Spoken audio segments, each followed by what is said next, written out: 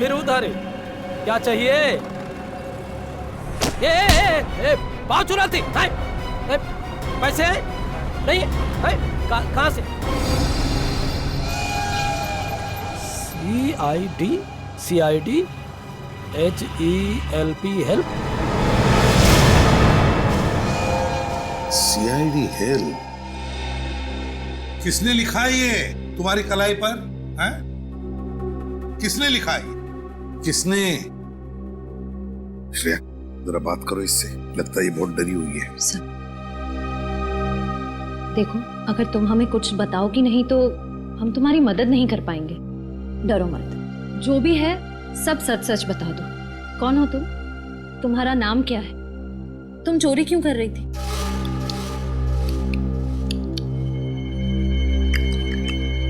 Sir ये कौन सी भाषा है? ओह सर ये तो अफ्रीकन भाषा है। चुप रहो। देखो ऐसे चुप मत बैठो, बताओ हमें कौन हो तुम, कहां से आई हो? ये जो लिखा है ना CID, हम हैं CID। कुछ समझ में रही है या नहीं? सर लगता है इसे भूख लगी है। हाँ पहले कुछ खाना खिला दे इसे। हाँ ले जाओ इसे। चलो तुम मेरे साथ चलो। चलो आराम से। अरे संभल। क्या हुआ इसे? जल्दी से हॉस्पिटल ले जाओ। हाँ सर। पंकज तुम जाओ साथ में, संभल के उठो, संभल के। कमाल है सर, इस लड़की के हाथ पे लिखा हुआ है CID हेल्प और ये खुद तो कुछ बोल ही नहीं रही है। सचिन, ये CID हेल्प उसकी जो कलाई पर लिखा है ना, वो किसी और ने लिखा है, किसी और ने। ये तो बेचारी हिंदी तक बोलना नहीं जानती। सर इसके हाथ पे जिसने भी ये सब लिखा है वो जरूर हमसे कोई मदद चाहता है। जल्दी से जल्दी पता लगाना पड़ेगा कि ये सारा माजरा क्या है। लेकिन कैसे सर? एक काम करते हैं, जिस बस स्टॉप पर ये लड़की इस दुकानदार से मिली थी उसी बस स्टॉप से पूछताछ शुरू करते हैं।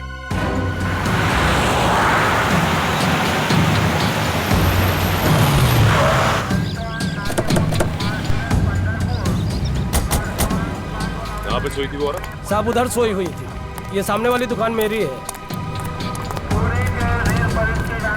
सर हो सकता है उस औरत को किसी ने इस बस स्टैंड पे लाके छोड़ दिया। हो सकता है। उन पैसेंजर से पूछो जो रात को यहाँ पे सोए हुए थे, उनमें से जरूर किसी न किसी ने उस औरत को देखा होगा यहाँ। सर आपने इसको देखा है कहीं?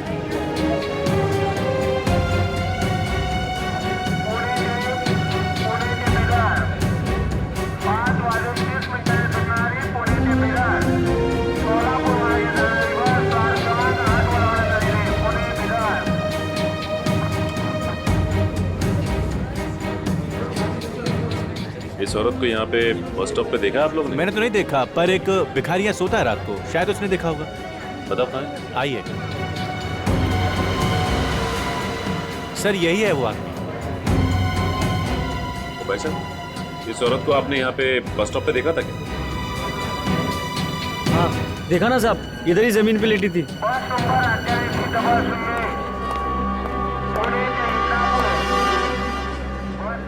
इस औरत को तुमने यहाँ पे जमीन पे लेटे हुए जी देखा? साहब। तो तुमने उसे यहाँ बस स्टॉप पे आते देखा क्या? साहब वो अपने आप थोड़ी ही आई थी, उसको तो लाया गया था। साहब बताओ बात क्या है, क्या जानते हो उसके बारे में? साहब रात करीब 2 बजे जीप में 2 लोग इसको लेकर यहाँ आए थे और इसको छोड़कर यहाँ से चले गए। वो औरत चीखी चिल्लाई नहीं? नहीं साहब, शायद बेहोश थी या हो सकता है वो नींद में हो। तुमने गाड़ी का नंबर नोट किया? कुछ याद है तुम्हें? साहब बहुत अंधेरा था। ये सब तुम्हें अजीब नहीं लगा? तुम उस औरत की मदद कर सकते थे। मैं किस किस की मदद करूं? ऐसा तो पहले भी हो चुका है। मतलब? इससे पहले भी 2 बार ऐसा हो चुका है। कुछ लोग औरत को लेकर यहाँ आते थे और छोड़कर चले जाते थे। मैं खुद की मदद नहीं कर सकता साहब, तो उसकी क्या मदद करेगा? इसका मतलब इससे पहले भी 2 औरतें उस दरिंदे का शिकार हो चुकी हैं। लेकिन सर अभी तक हमारे पास उन दोनों औरतों के गायब होने की जानकारी नहीं है। हाँ, क्योंकि उन दोनों के हाथ पे CID हेल्प नहीं लिखा हुआ था। सर अब क्या करें? उस औरत के होश में आने का इंतजार। सालुंके साहब उस औरत के साथ में ही हॉस्पिटल में जहाँ पे उसका इलाज चल रहा है। अब इस केस की तह तक सालुंके साहब ही पहुंचा सकते हैं।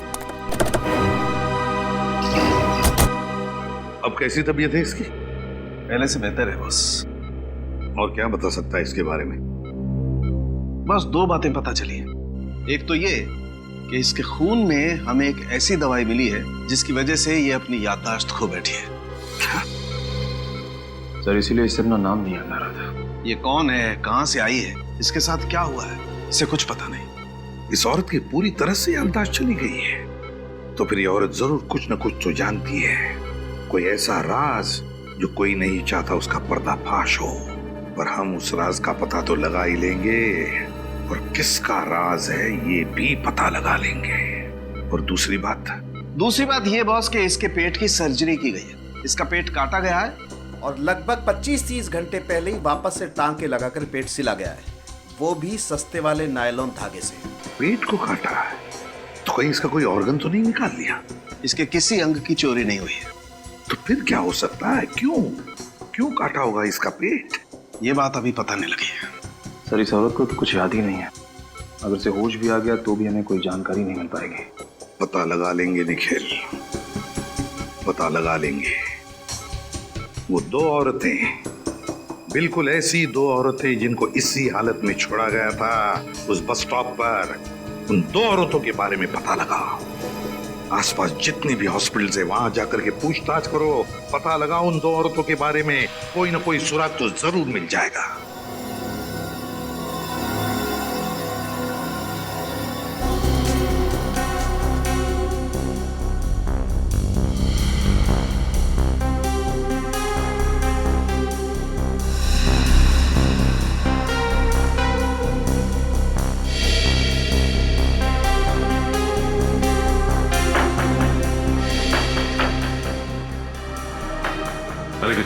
सर यहाँ तो कुछ नहीं पता चला। एक ही हॉस्पिटल बचा हुआ है अब, सिटी हॉस्पिटल, वहां चल के देखते हैं। सर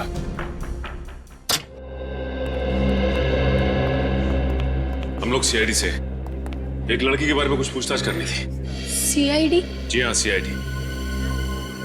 इस फोटो को ध्यान से देखिए और बताइए कि क्या ये लड़की अपना इलाज करवाने के लिए आपके हॉस्पिटल में आई थी? जी हाँ, इस लड़की के पेट पे ऑपरेशन का निशान है। घाव देख के लगता है मानो इस लड़की का ऑपरेशन 2-3 दिन पहले हुआ। तो हम जानना चाहते हैं लड़की इस हॉस्पिटल में एडमिट हुई थी या नहीं। सर ये तो क्या? सर हमारे हॉस्पिटल में 2 औरतों की लाशें आई हैं। 2 औरतों की लाशें? हाँ सर, और उनकी वेशभूषा तकरीबन ऐसी ही थी और उनके गहने भी तकरीबन ऐसे ही हैं। तो क्या उन दोनों औरतों की लाशें अभी भी मुर्दाघर में? हाँ सर, उन दोनों लाशों की शिनाख्त करने अभी तक कोई नहीं आया है, इसलिए वो दोनों लाशें मुर्दाघर में ही है। ठीक है, तो इन दोनों लाशों को हम देखना चाहेंगे। ठीक है सर, मैं अभी मॉर्ग के इंचार्ज को बुला देती हूँ। प्लीज। हेलो, आप जल्दी से लॉबी में आ जाइए, सीआईडी वाले आए हैं। सर वो आ रहे हैं।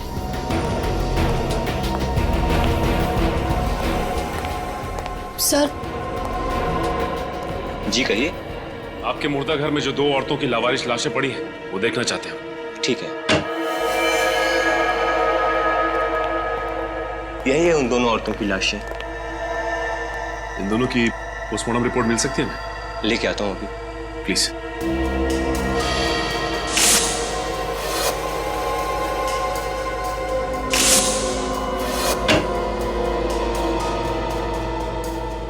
ये रही रिपोर्ट। निखिल, ये देखो, पोस्टमार्टम रिपोर्ट में लिखा गया है कि इनके पेट में जो घाव है वो ऑपरेशन की वजह से नहीं है, और जिस डॉक्टर ने पोस्टमार्टम किया है उसका भी यही कहना है कि इनका ऑपरेशन नहीं किया गया है। मतलब सर इनके शरीर से कोई भाग, कोई ऑर्गन निकाला नहीं गया? मतलब ये केस इलीगल ऑर्गन ट्रांसप्लांट का नहीं है, मामला कुछ और ही है। सर अगर इनके शरीर से कोई भाग निकाला नहीं गया है तो फिर इनका पेट काटा क्यों, वापस सिलवाया क्यों गया होगा? यही तो मैं भी सोच रहा हूँ निखिल। ये देखा तुमने, ये जो सिलाई करने के लिए धागे का इस्तेमाल किया गया है, ये देखो, ये सर्जिकल धागे बहुत ही घटिया क्वालिटी के हैं। तुम्हें याद है सालू के साहब भी कह रहे थे कि गुड़िया के पेट पे जो टाके लगे थे उनमें भी इसी तरह के धागे का इस्तेमाल किया गया था। सर बस स्टैंड पे उस भिखारी ने बताया था कि उसने वहां पे 3 औरतों को देखा था। सर इसका मतलब? हाँ, और वो तीनों औरतें यही हैं, 2 ये और तीसरी वो गुड़िया। ये तीनों की तीनों मुंबई के बाहर से आई है, किसी एक ही जगह से। सर मुंबई से बाहर से आई हैं एक जगह से, मतलब? ये नोटिस किया तुमने? ये देखो, इनकी फोटोज में साड़ी पहनने का स्टाइल, सजने संवरने का स्टाइल, और गुड़िया की बात करने का स्टाइल, इन सबको देखकर लगता है कि ये तीनों औरतें मुंबई से बाहर से ही आई हैं, किसी एक ही जगह से। सर अगर ये तीनों औरतें मुंबई के बाहर किसी एक जगह से आई हैं तो इनके बारे में पता कैसे चलेगा? पता चलेगा निखिल, पता चलेगा। हर बस स्टॉप, हर रेलवे स्टेशन की खाक छाननी होगी, फिर पता चलेगा। नहीं साहब, मैंने तो नहीं देखा। पक्का इस तरह के कपड़े पहने हुए कहीं? नहीं सर, यहाँ नहीं। नहीं साहब, यहाँ पर तो आसपास कभी कहीं पे भी? देखिए, इस तरह के कपड़े पहने हुए कोई भी औरत आसपास दिखाई देती है तो आप प्लीज मुझे इन्फॉर्म कीजिए। ये मेरा कार्ड है, इस पे मेरा नंबर लिखा हुआ है, फोन कीजिए प्लीज।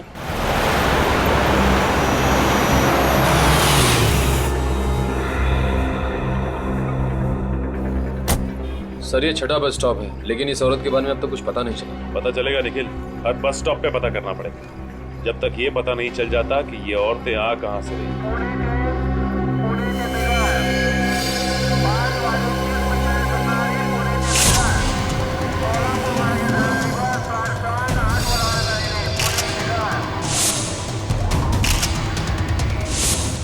वो देखो, उस औरत ने भी वैसे ही कपड़े पहन रखे हैं। हाँ सर।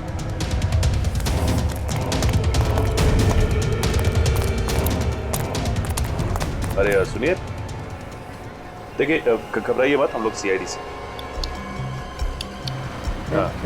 हाँ देखिए, डरिए मत, कुछ नहीं होगा आपको। इस औरत को देखिए, जानती हैं आप इसे? जानती? अच्छा ये बताइए कि आपका नाम क्या है, कहाँ से आई हैं आप? नीलगिरी का जंगले। नीलगिरी का जंगल? हाँ, आखिर इन भोली भाली अनपढ़ औरतों को नीलगिरी के जंगल से मुंबई क्यों लाया जा रहा है, और वो भी उनका बेवजह ऑपरेशन करने के बाद? कोई ना कोई राज तो जरूर छुपा है इस नीलगिरी के जंगल में, ये वहां जाकर ही पता चलेगा।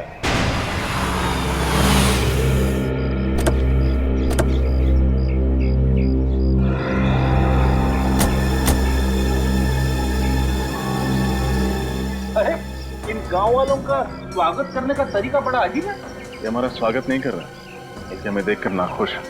वैसे भी हम यहाँ इनसे मिलने नहीं आए, हम लोग नीलगिरी की जंगल के उन औरतों के पेट की सर्जरी का राज जानने आए हैं, और हम वो जानकर ही रहेंगे। देखिए, हम लोग सीआईडी से और यहाँ पे कुछ छानबीन करने आए हैं। आप लोगों को हमसे डरने की कोई जरूरत नहीं है। डरना तो आपको पड़ेगा शहरी बाबू, और इधर से जाना भी होगा। ये धरती हमारी कर्म भूमि है, हमारी धर्म भूमि है। यहाँ पर किसी गैर इंसान को हम आने नहीं देंगे।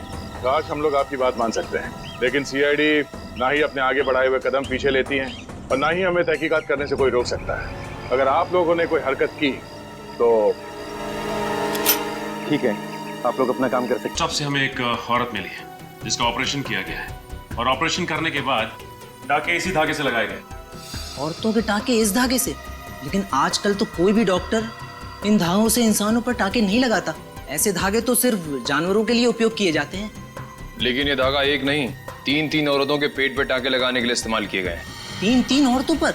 जी हाँ, तीन औरतों पर। वैसे ये सामग्री आप जहाँ सप्लाई करते हैं उनकी जानकारी तो होगी आपके पास? जी हाँ, एक मिनट, ये लीजिए।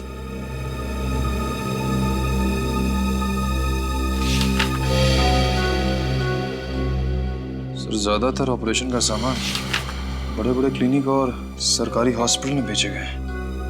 सर ऐसे हॉस्पिटल तो कानून का पालन करते ही होंगे। हाँ वो तो ठीक है, लेकिन निखिल, लेकिन ये देखो, बहुत से दवाखाने हैं जिनका लाइसेंस नंबर नहीं लिखा गया है यहाँ पे। इसका मतलब ये डॉक्टर्स गैर कानूनी तरीके से डॉक्टरी कर रहे हैं। सर हो सकता है सर, लेकिन इस रजिस्टर में उनका नाम है, पता नहीं है। क्या चल रहा है? हाँ? चल क्या रहा? जिन दवाखानों का लाइसेंस तक नहीं है आप उन्हें माल सप्लाई कर रहे हैं, और जिनको माल सप्लाई कर रहे हैं उनका पता तक नहीं है आपके पास। वो क्या, आपसे तो बाद में निपटते हैं, उससे पहले शहर के जितने भी दवाखाने हैं जिनका लाइसेंस नहीं है वहां पे छापा मारते हैं, वहीं से कुछ ना कुछ पता चलेगा। देखो रामू, ये कोई आम खांसी नहीं, टीबी वाली खांसी है। अगर सही समय पे मेरे पास नहीं आते तो 15-20 दिन के लिए अस्पताल की खटिया पकड़नी होती। ये दवा लो, सुबह शाम खाने के बाद ले लेना, ठीक हो जाओगे। जी। नमस्कार। छुट्टन मैं ना कहता था, दद्दू बिल्कुल सही कहते थे, डॉक्टर भगवान का रूप होता है। बड़े भैया आप सही कह रहे हैं, दाम जैसे गरीबन के लिए डॉक्टर बाबू कितना कुछ नहीं करते। नहीं नहीं भाई, ऐसी कोई बात नहीं। भगवान का दिया हुआ सब कुछ है हमारे पास, इसलिए जन सेवा करते हैं। बताइए आप दोनों में से कौन बीमार है? अब बीमार तो कोनो नहीं है डॉक्टर साहब, अब बस थोड़ा सुख सुविधा का बंदोबस्त हो जाए, आपका कृपा हो जाए। मैं समझा नहीं। छुट्टन क्या है डॉक्टर साहब के औरत का पेट का ऑपरेशन करवाना है। ऑपरेशन? औजार वगैरह तो है, बस ऑपरेशन कर दीजिए। देखिए मैं ऑपरेशन नहीं करता, मगर आपके पास अगर कोई डॉक्टर है तो मैं अपना ऑपरेशन थिएटर भाड़े पे दे सकता हूँ। साहब डॉक्टर तो हमारा कोई नहीं है, एक मित्र है हमारे, लेकिन क्या है कि डॉक्टरी का लाइसेंस नहीं है उनके पास। चलेगा? चलेगा। यहाँ पे जो भी डॉक्टर ऑपरेशन करता है उसके पास लाइसेंस नहीं रहता। तो मतलब कोनो टेंशन वेंशन नहीं है? ये कोई नई बात नहीं है, हर महीने एक आध पार्टी आ जाती है ऐसा ऑपरेशन करने। अच्छा, महीने में कौन कौन आता है कुछ बताएंगे का? तुम्हें क्या लेना देना उसे? ऑपरेशन करवाना है तो बोलो, 1 घंटे के 20,000 रुपए। 20,000? बड़े भैया डॉक्टर बाबू को कितने साल का सजा होगा हवालात में? यही तकरीबन 20 साल का तो होगा। 20 साल? डॉक्टर बाबू क्या बकवास कर रहे हो तुम? एक तो मैं तुम्हारी मदद कर रहा हूँ और तुम मुझे धमका रहे हो। कौन हो आप लोग? डॉक्टर साहब का है कि आपके पास जो डॉक्टर्स आते हैं ना, उनके पास लाइसेंस नहीं होता है, लेकिन क्या है कि हमारे पास आपको पकड़ने का लाइसेंस है। ये देखिए, ये देखिए। CID? CID। सर मुझे माफ कर दीजिए, मुझसे गलती हो गई। माफ कर दीजिए। पहले बता महीने में कौन कौन आता है एक बार यहाँ पे ऑपरेशन करवाने के लिए गैर कानूनी तरीके से? सर गांव के 2-4 गुंडे गांव की कुछ औरतों को लेके आते। गांव की औरतों को लेके आते हैं या फिर जंगल की औरतों को? शायद जंगल में रहने वाली औरतें, लेकिन किस चीज का ऑपरेशन होता है वो मुझे नहीं मालूम। देख सच सच बोल, झूठ मत बोल, समझा? सर मैं सच कह रहा हूँ, मैं पैसे लेके 2 घंटे के लिए बाहर चला जाता हूँ। और क्या पता है उसके बारे में? सर एक बात है, जो भी औरतें अपने ऑपरेशन करवाने के लिए आती थी वो अपनी मर्जी से आती थी। अपनी मर्जी से आते? बिना जोर जबरदस्ती के? सर ये कैसे मुमकिन हो सकता है? उन गुंडों की तस्वीर बनवानी होगी आपको। जी सर, जो भी आप कहेंगे। एक बात समझ में नहीं आ रही है, कोई भी औरत जानबूझकर अपने आप को मौत के मुंह में क्यों डालेगी? अरे क्या कर रहा है? वनराज भाई, ये सारी बाबू लोग कह रहे हैं कि ये CID से हैं और यहाँ छानबीन करने आए हैं। तो आप हैं इस गांव के करता धरता वनराज भाई।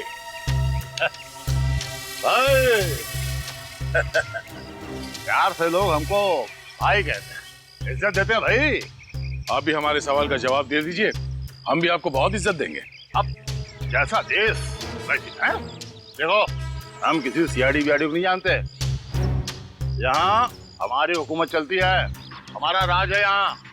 तुम अगर हमसे सवाल पूछना चाहते हो तो हमारे साथ 2-2 हाथ करना पड़ेगा।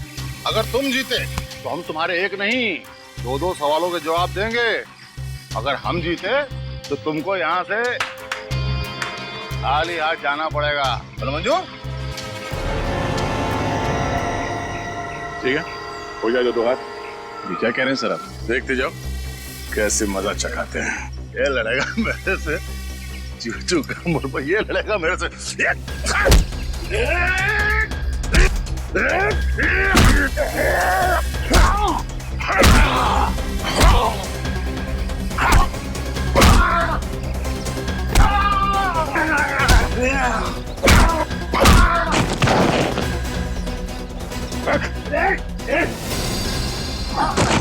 अब मेरे सवालों का जवाब देगा हाँ, या और खातिरदारी करो तेरी?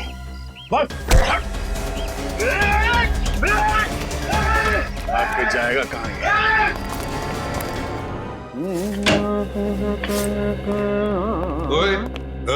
ये क्या, ये सुनने के लिए तूने जल्दी बुलाया हमको? तेरा गाना?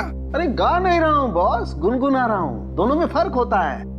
और बुलाया मैंने आपको इसलिए ताकि आपसे ये सुन सकूं, वाह सालुखे कुछ बात है तुझमें। वाह सालुखे कुछ बात है तुझमें, ऐसे मैं कहूँ? हाँ। क्यों? तूने ये पता लगाया कि इन औरतों के ऊपर ये जो सर्जरी के निशान है वो क्यों है? पता लगा लिया मैंने, पता लगा लिया है कि इन दोनों के पेट पर वो सर्जरी का निशान कैसा है। मतलब डॉक्टर साळुंखे ने अपना दिमाग लगा लिया? क्या पता लगा लिया आपने? इन दोनों औरतों का इस्तेमाल इंसानी कुरियर की तरह से हो रहा था। क्या? इन औरतों को इंसानी कुरियर की तरह इस्तेमाल किया गया? हाँ, इन दोनों के पेट को काट कर कोई चीज जबरदस्ती इनके पेट के अंदर रखी गई और फिर पेट को सिल दिया गया। और दोनों के पेट पर 2-2 बार काटने के निशान हैं। 2 बार के टांके हैं, अलग अलग किस्म के। मतलब सर? मतलब ये कि पहले इनके पेट को काट कर कोई चीज जबरदस्ती इनके पेट के अंदर रखी गई और पेट को सिल दिया, और बाद में टांके काट कर वो चीज बाहर निकाली गई और फिर से टांके लगा करके पेट को सिल दिया गया। मतलब इन बेचारी औरतों को स्मगलिंग के लिए इस्तेमाल किया गया। लेकिन तुझे पता कैसे चला साळुंखे? बॉस, जब वो चीज जबरदस्ती इनके पेट के अंदर रखी गई तो इनके पेट की कुछ मांसपेशियां फट गई थी और उसमें जगह बन गई कुछ रखने के लिए।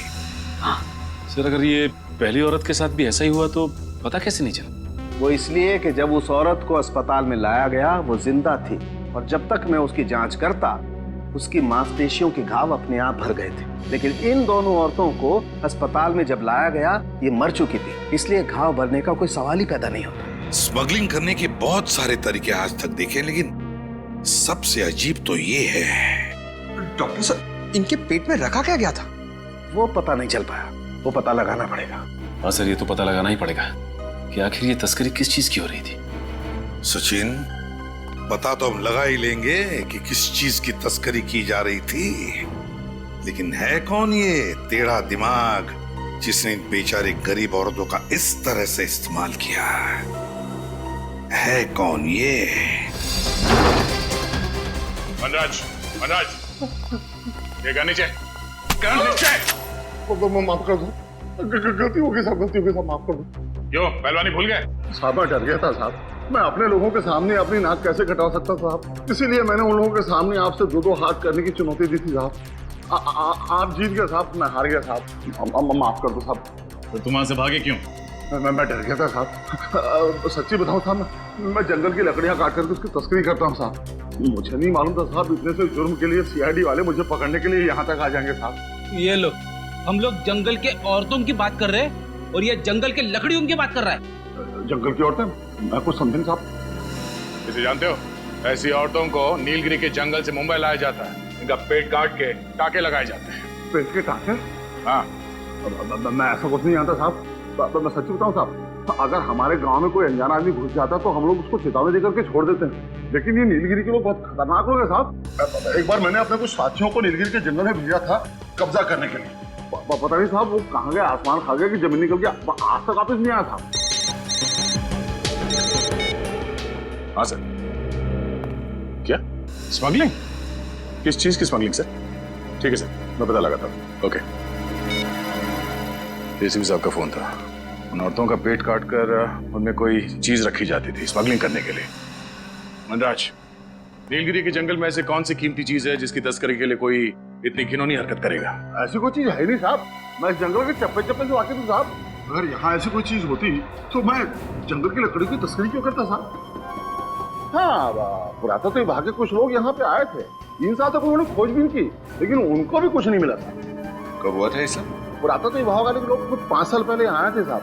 3 साल तक उन्होंने इस जंगल के चप्पे चप्पे को खोजा साहब, उनको कुछ नहीं मिला साहब। सर, बहुत ही अजीब बात है, जब ये जंगलवासी किसी बाहर वाले को जंगल में जिंदा ही नहीं छोड़ते थे, तब 3 सालों तक उन्होंने आर्कियोलॉजिस्ट को यहाँ काम कैसे करने दिया?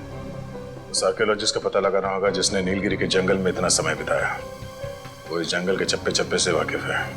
जल्दी काम करो, जंगल की तलाशी लेने की तैयारी करो। आप? जी, मैं सुष्मिता, निशिकांत की पत्नी। अच्छा, हमें निशिकांत जी से ही मिलना है। लेकिन वो तो 2 साल पहले ही गुजर गए। माफ कीजिएगा, हमें पता नहीं था। कैसे मौत हुई उनकी? अब मैं क्या बताऊं? निशिकांत नीलगिरी के जंगलों में कुछ अमूल्य वस्तु की खोज करने गए थे। 3 साल वहाँ पर रहे भी, पर उन्हें वहाँ पर कुछ नहीं मिला। पर जब लौटे तो बहुत खुश थे। इतनी मेहनत के बाद उन्हें कुछ मिला नहीं, फिर भी वो खुश थे। क्यों? क्योंकि सरकार ने उन्हें आर्कियोलॉजी के लिए नेशनल प्राइड अवार्ड देने का फैसला लिया था और उन्हें कुछ सर्टिफिकेट और मेडल भी मिलने वाले थे। पर जब वो अवार्ड फंक्शन से लौट रहे थे तब उनकी गाड़ी का एक्सीडेंट हो गया, उसमें आग लग गई। और उसमें निशिकांत भी जलकर मर गए।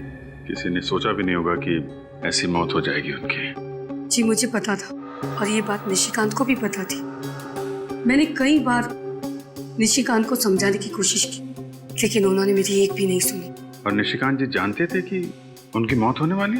जी, आखिर नीलगिरी के जंगल के अभिशाप से कब तक बचे रहते वो? ये कैसी बातें कर रही हैं सुष्मिता जी आप? इतनी पढ़ी लिखी होकर आप श्राप अभिशाप ऐसी बातों पर यकीन रखती हैं? मुझे ज्ञान है, तभी तो विश्वास है। उस खौफनाक अभिशाप के मुताबिक उस जंगल वासियों के अलावा जो भी कोई उस जंगल में घुसने की कोशिश करेगा तो नीलगिरी जंगल के देवता उस पर क्रोधित हो जाएंगे और उसे कभी क्षमा नहीं करेंगे। आग की बारिश करके नीलगिरी जंगल के देवता उस पापी को जलाकर राख कर देंगे, और निशिकांत की मौत भी जलने से हुई है। ये आपका अंधविश्वास है सुष्मिता जी। इस हकीकत के बारे में निशिकांत ने खुद रिसर्च करके पता लगाया था, और ये आज की बात नहीं है, हजारों साल पहले की बात है।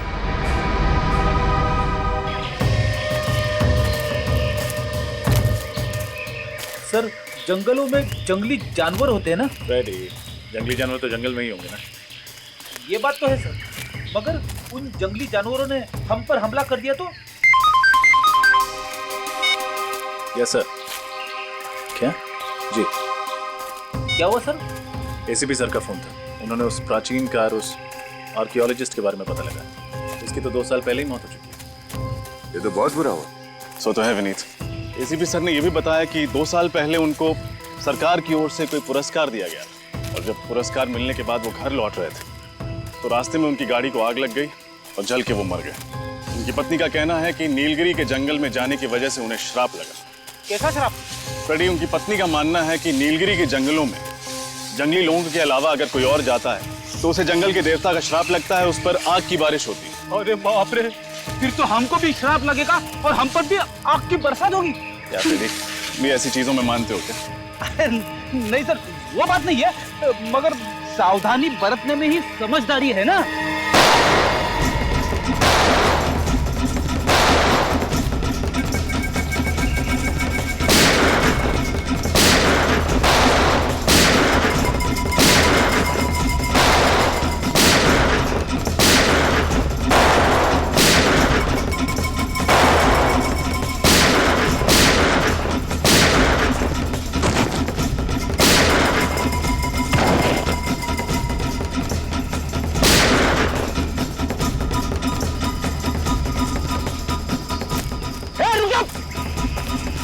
रुक जाओ!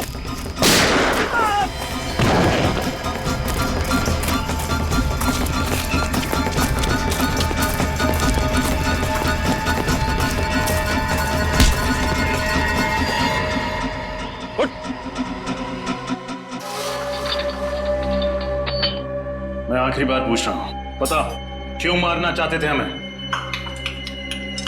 अरे यार, ये कब से टाक टुक किए जा रहा है? सरल सीधी हिंदी भाषा नहीं आती क्या? आप लोग कौन हैं और इसे बांध के क्यों रखा है? आप कौन हैं और हमसे ये क्यों पूछ रहे हैं? मैं नीलगिरी के जंगलों का मास्टर जी हूँ। 5 साल पहले जब आर्कियोलॉजिकल डिपार्टमेंट यहाँ आया था तब मैं यहीं रुक गया था, ताकि इन लोगों के तौर तरीकों को सीख सकूं और इनकी मदद कर सकूं। तब तो आप इसकी भाषा भी जानते होंगे? जी हाँ, थोड़ी बहुत जानता हूँ। मगर आप लोग कौन हैं? हम लोग सीआईडी से। इस आदमी ने हम पर गोली चलाई थी, इसलिए इसे गिरफ्तार करना पड़ा। ओह, क्या आप इससे पूछ सकते हैं कि इसने हम पर गोली क्यों चलाई थी और किसके कहने पर चलाई थी? जी, मैं कोशिश करके देखता हूँ।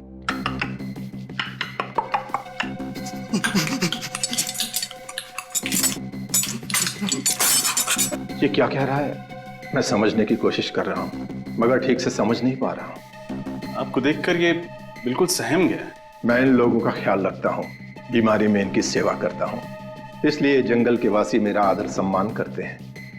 इसके हाथ पर ये गोदन है, कम से कम इसका मतलब तो समझा सकते हैं आप? देखिए, जैसा कि मैंने कहा, मैं ठीक से तो नहीं जानता, कोशिश करके देखता हूँ।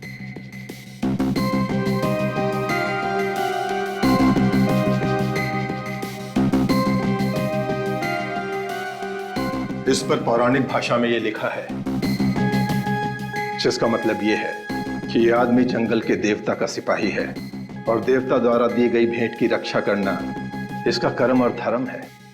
देवता का सिपाही सरकारी सिपाही पे गोलियां चलाता है? ये लोग इस जंगल को अपनी जन्मभूमि मानते हैं और इसकी सुरक्षा करना अपना कर्तव्य समझते हैं। इन लोगों का मानना है कि अगर बाहर का कोई इंसान इस जंगल में प्रवेश करेगा तो जंगल के देवता नाराज हो जाएंगे और उन पर आग की बारिश होगी। फिर आग की बारिश? आग की बारिश का मतलब क्या है? हो सकता है ये सब काल्पनिक हो, लेकिन इन लोगों का इस बात पर बहुत भरोसा है।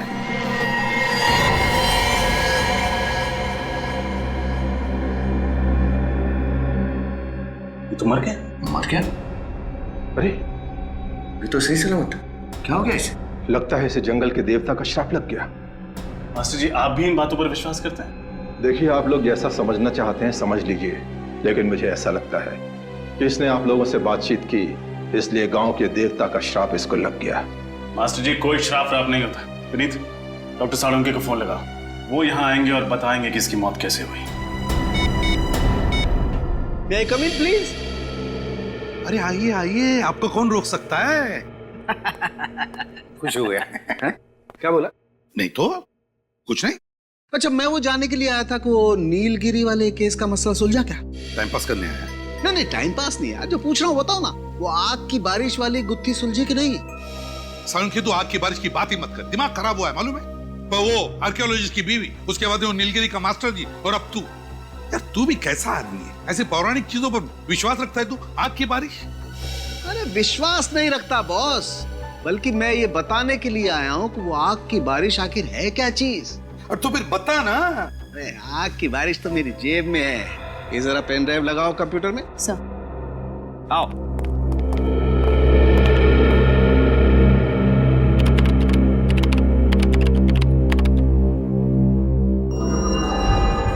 ये देखो बस, ये उल्का पिंड, जिन्हें आप उल्का तारा भी कह सकते हैं। मीटियोराइट्स और कॉमेट्स।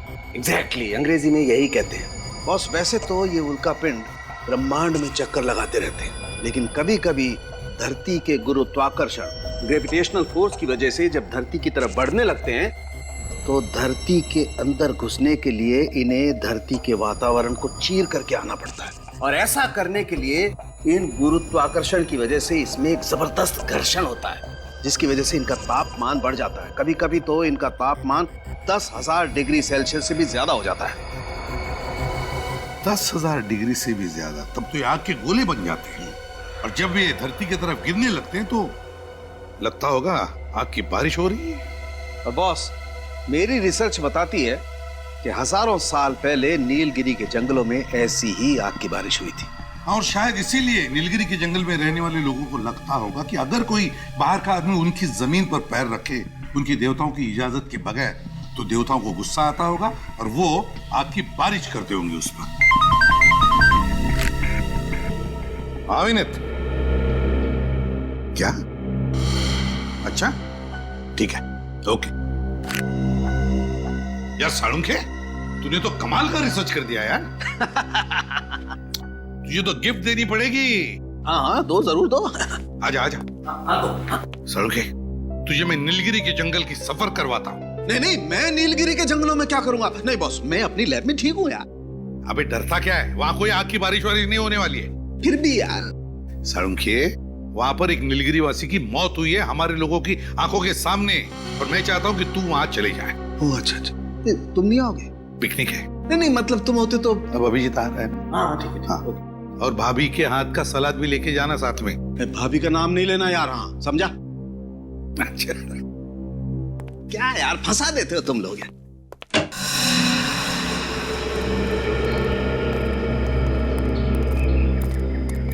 भाई साहब, 3 लस्सी देना। चलिए साहब। अरे बाप रे बाप। ऐसे कई रहस्य हैं जिनके राज हम अभी तक जान नहीं पाए। आखिर ये सब कर कौन रहा है, और ये सब करने के पीछे उसका मकसद क्या है? जंगल में रहने वाले लोग बंदूकें लेके घूम रहे हैं, ये सब हथियार उनके पास आए कहाँ से? और सर, ये बेचारे गांव वाले जंगल में कदम रखने से भी डर रहे हैं, इन्हें अपनी जान गंवाने का खतरा है वहाँ। आखिर ये नीलगिरी के जंगलों में चल क्या रहा है? और वो भगवान का आशीर्वाद, आखिर वो चीज क्या है जिसे ये लोग भगवान की भेंट समझते हैं? कोई बहुत ही खास, बहुत ही अनोखी वस्तु होगी जिसको इन जंगल वासियों ने कभी देखा नहीं, और कोई तो कारण है जिसकी वजह से इन जंगल वासियों को लगता है कि भगवान ने ये वस्तु खासकर उन्हीं के लिए भेजी है। और वो आदमी जिसे हमने जंगल में पकड़ा था वो जंगल का सिपाही था। जंगल वासियों ने उसे उस खास पेट की रक्षा के लिए तैनात किया हुआ था। मुझे लगता है ये जंगल वाले अनपढ़ हैं, नासमझ हैं। जरूर कोई आदमी है जो इनके दिमाग में चीजें डाल रहा है, लेकिन कौन? सर, मुझे लगता है सब जानने के लिए हमें जंगल में छापा मारना चाहिए। हमें अपनी पूरी ताकत और पूरी तैयारी के साथ जंगल में जाना ही होगा। हाँ सर। मेरे दिमाग में भी यही बात चल रही है विनीत। जब तक हम उस जंगल की खाक नहीं छानेंगे तब तक ये राज राज ही रहेगा। लेकिन मुझे चिंता है जंगल में रहने वाले औरतों की, बच्चों की। छापा मारते वक्त कहीं उन्हें कुछ ना हो जाए। ये लो, आपको दे दो। कर दिया सत्यानाश। अब ये दही के पैसे कौन भरेगा? आप इस पर गुस्सा मत कीजिए, इसे जाने दीजिए। पैसे हम भर देंगे। लो, इन लोगों को भगवान का प्रसाद समझो जो आज तुम इनकी वजह से बच गए। मेरी तबीयत खराब है, मैं घर जाना चाहता हूँ। तबीयत ठीक नहीं थी, पहले बोलना चाहिए था ना। जाओ यहाँ से, नहीं तो और सामान का नुकसान करोगे। अरे जल्दी जा भाई। ये लड़का मुझे कुछ गड़बड़ लग रहा है। मैं देखते ही ऐसे चला क्यों गया? पीछा करते हैं इसका। रक्षा करनी होगी, रक्षा करनी ही होगी। अजीब आदमी दिखाई नहीं देता है क्या? माफ कीजिएगा।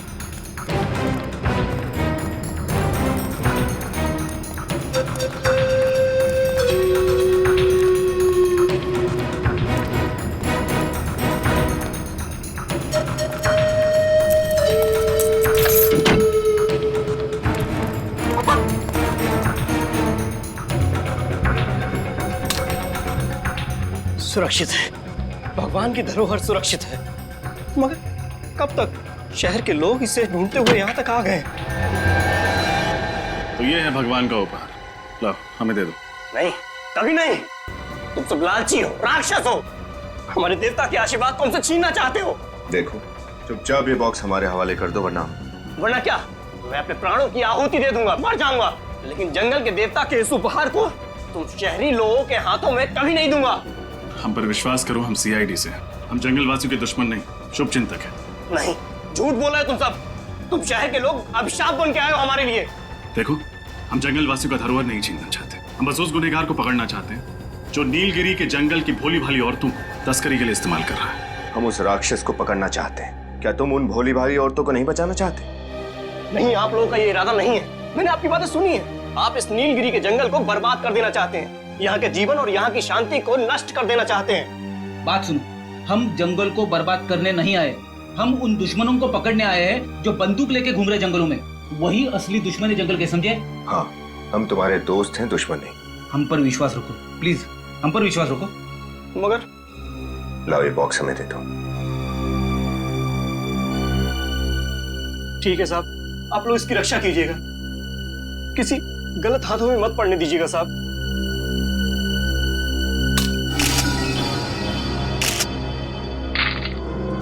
ये बैंगनी पत्थर, इसे तुम भगवान का उपहार मानते हो? इन बैंगनी रंग के पत्थरों को तुम भगवान की भेंट समझते थे? आपको कदर नहीं है इनकी साहब। ये उपहार है भगवान का हमारे लिए, ऊपर से गिरे हैं ये साहब। चमत्कार है ये साहब, भगवान का चमत्कार हमारे लिए। सारंगे साहब, यस सर, आप सेफ हाउस पहुंचे। क्या बात है डॉक्टर साहब, आप इस पत्थर को इतने गौर से क्यों देखे जा रहे हैं? इस पत्थर में कोई खास बात है क्या? खास बात, बहुत ही खास बात है। ये टेफाइट पत्थर है और बहुत ही कीमती है। क्या ये पत्थर कीमती है? 1 ग्राम टेफाइट की कीमत कम से कम 10 लाख रुपए होती है। अरे बाप रे! और ये जो सारे पत्थर तुम लोगों को मिले हैं, इनकी कीमत कम से कम 25 से 30 करोड़ रुपए है। सर, फिर तो जरूर इन्हीं अमूल्य टेफाइट पत्थरों को औरतों के पेट में छिपाकर उनकी तस्करी का रैकेट चलाया जा रहा था। हाँ, तुम बिल्कुल ठीक कह रहे हो। इन पत्थरों की ही तस्करी हो रही थी उन औरतों के जरिए। हमें यह पता करना चाहिए कि इन पत्थरों की तस्करी के पीछे किसका हाथ है। लेकिन ये पत्थर नीलगिरी के जंगलों में आए कहां से? वर्षों पहले जिस मीटियोर की वजह से आग की बारिश हुई थी, ये उसी के टुकड़े हैं जो जमीन पर गिरकर टेफाइट पत्थर में बदल गए। हमें नीलगिरी के जंगलों में एक बार फिर से जाकर के उस जमीन की अच्छी तरह से जांच करनी चाहिए। हम नीलगिरी के जंगल में जाएंगे जरूर, पर पूरी तैयारी के साथ।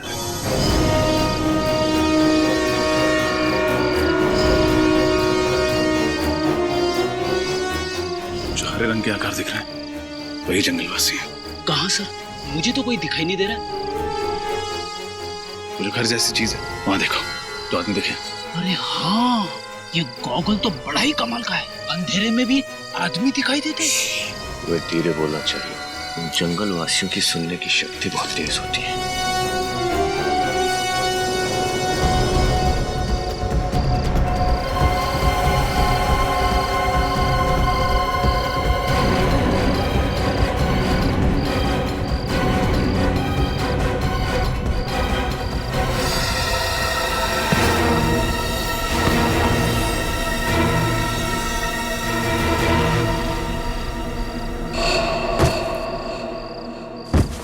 अंदर चल के देखते हैं। यहाँ तो कोई नहीं सर। अच्छी तरह से तलाशी लो, कोई ना कोई सुराग जरूर मिलेगा।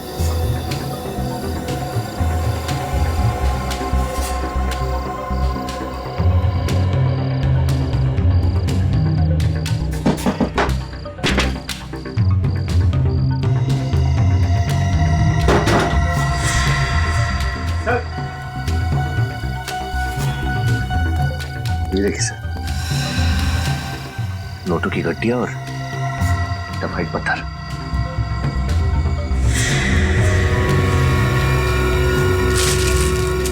इतने सारे टफाइट के पत्थर, इनकी कीमत तो करोड़ों में होगी। ऐसा कौन हो सकता है जो नीलगिरी की अमूल्य अमानियत को चुराने की साजिश कर रहा है? लगता है कोई। अरे ये कौन है?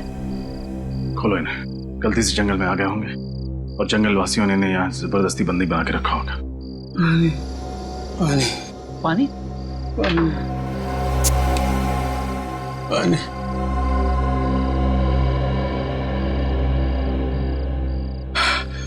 कौन है आप और किसने किया आपके साथ ये सब? आप लोग कौन हो? हम लोग सीआईडी से, हमने यहाँ जंगल पे छापा मारा। भगवान का लाख लाख शुक्र है, आपको मेरा संदेश मिल गया। वो आप हैं जिसने उस औरत की कलाई पर सीआईडी हेल्प लिखा था? मैंने ही वो संदेश लिखा था। मैं एक डॉक्टर हूँ। 2 साल पहले नीलगिरी में मुझे भेजा गया था। जंगल वासियों की तबीयत बहुत बिगड़ गई थी, लेकिन मुझे अगवा कर लिया गया और 2 साल तक मुझे इसी तरह बंदी बना कर रखा था। किसने अगवा किया था आपको? पता नहीं, मैंने उनका चेहरा नहीं देखा है। लेकिन इन लोगों ने आपको यहाँ 2 साल तक इस तरह से क्यों? क्योंकि उनको मेरी जरूरत थी। कैसी जरूरत? जंगल की गरीब औरतों का पेट काटकर मैं उसमें टाइफाइड पत्थर भरा करता था। इस तरह ये लोग तस्करी करते हैं। अगर मैं ऐसा नहीं करता तो वो लोग मुझे मार डालते। इसलिए उस औरत गुड़िया की कलाई पर वो संदेश लिखा था। बस यही उम्मीद थी कि आप लोग आएंगे, मुझे और उन औरतों को इस नर्क से बचा देंगे। वो डॉक्टर आप हैं? हाँ। कौन चला रहा है ये रैकेट? किसके इशारे पर हो रहा है इसे? पता नहीं, मैंने सिर्फ उसकी आवाज सुनी है। जब वो मुझे यहाँ मिलने आता है तो मेरी आंखों पर पट्टी होती है। वो आपसे इस झोपड़े में मिलने आता है? हाँ। ये क्या है?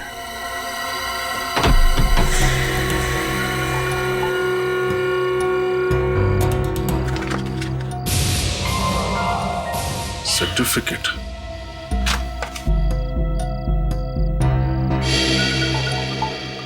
मेडल।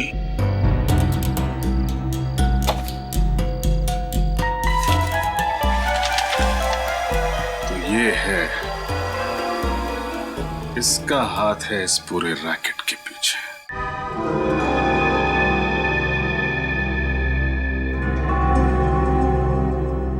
अरे डॉक्टर साहब, इतनी जल्दी भी क्या है? देख लीजिए कहीं कोई जरूरी सामान छूट तो नहीं गया। जंगल के अंदर एक झोपड़ा, झोपड़े के अंदर एक बक्सा, बक्से के अंदर एक सर्टिफिकेट, एक मेडल, और इनमें छुपा एक राज।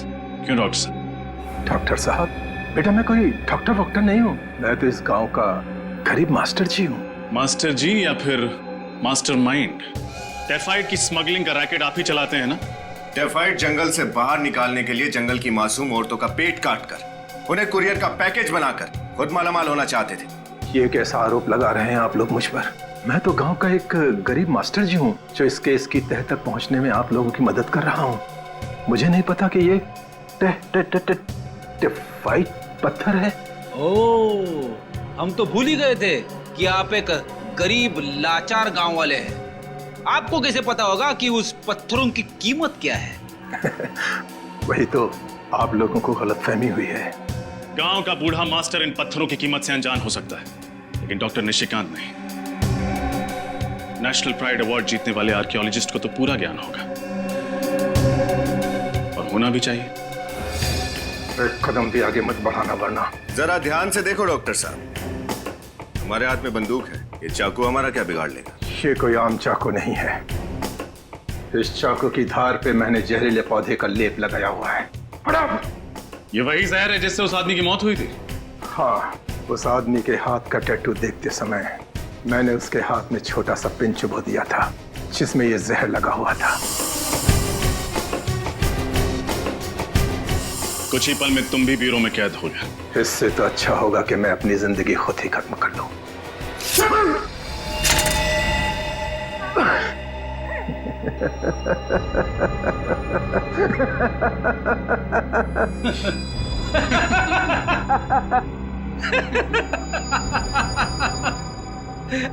कोई प्रॉब्लम नहीं है डॉक्टर साहब। हमारे डॉक्टर सालुंके साहब ने जहर को बेअसर करने की दवाई दी है, एंटीडोट।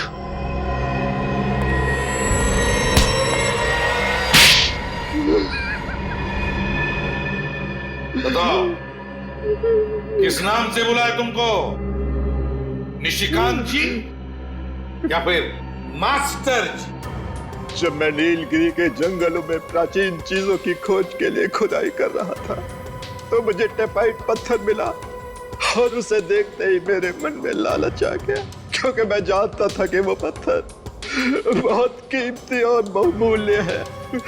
और फिर मैंने उस बेशकीमती पत्थर को हासिल करने का एक प्लान बनाया। अपनी ही मौत का प्लान है ना? अपनी गाड़ी में बिठा दिया किसी को और लगा दिया आग। उस गाड़ी जलने की आग में जल गया निशिकांत और पैदा हुआ एक राक्षस, मास्टर जी। लेकिन एक बात समझ में नहीं आई कि नीलगिरी के जंगल के रहने वाले लोगों ने तुम्हें जंगल में वापस कैसे जाने दिया? खुदाई के दौरान मैं 3 साल तक वहां रहा था और मैंने उनके तौर तरीके सीख लिए थे।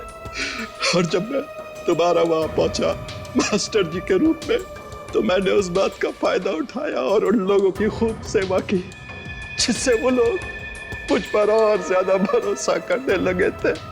और उस भरोसे का गलत फायदा उठाया तुमने, टेफाइट की स्मगलिंग शुरू कर दी। लेकिन एक बात समझ में नहीं आई, स्मगलिंग करने के लिए क्या जरूरत थी उन औरतों का पेट फाड़ने की? और कोई तरीका नहीं था? और कोई रास्ता नहीं था मेरे पास, इसलिए मैंने नीलगिरी गांव के एक सामान्य से डॉक्टर को अगवा कर लिया। और गांव की औरतें जब अपने पेट के दर्द के इलाज के लिए वहां आती थी तो वो डॉक्टर उसके पेट की सर्जरी करके टेफाइट पत्थर को उसमें छिपा देता और फिर हम उसे शहद भेज देते थे। उन औरतों के घर वाले उनके बारे में पूछते नहीं थे? मैं उन्हें समझा देता कि वो जंगल के किसी जानवर का शिकार हो गई होगी और वो लोग आसानी से मेरी बात को मान लिया करते थे। और तुम्हारी इस गांव के क्लिनिक में पेट काट कर टेफाइट पत्थर भरे जाते थे, और जिस क्लिनिक में हम लोग गए वहां पे पेट काट कर ये पत्थर निकाले जाते थे, राइट? हाँ? पैसा पैसा पैसा, तुम्हारे इस पैसों की लालच ने न जाने कितनी निर्दोष औरतों की जान ली। इंसान के रूप में राक्षस राक्षस, और ऐसे राक्षस का अंत फांसी के फंदे पर ही हो।